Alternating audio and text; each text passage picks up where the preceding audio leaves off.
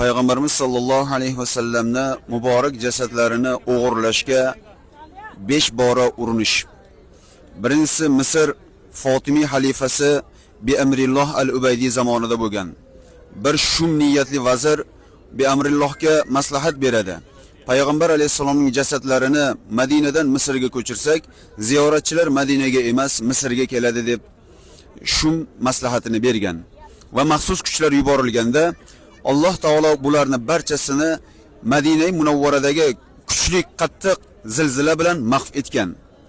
Ikkinchisi shu hokim, ya'ni o'sha Misr xalifasi, ya'ni Fotimiy xalifasi bi amrilloh zamonida bo'lgan, uning buyrug'i bilan bir necha kishi Masjidun Nabaviy yaqinidan uy sotib olib, Payg'ambarimiz sollallohu alayhi va sallamning Ravza-i shariflariga qarab tunnel qazish boshlangan.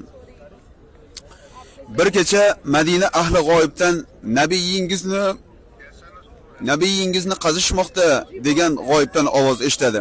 Va Madina ahli o'zlari xushyor tortib, buni borib tekshirishganda tunnel qaziyotganlarni topadilar va ularni qatl qilishadi. Keyinchalik mana shu Fotimiy xalifasi 408-hijriy sanada o'zini Xudo deb ham e'lon qiladi. Na'udhu billah.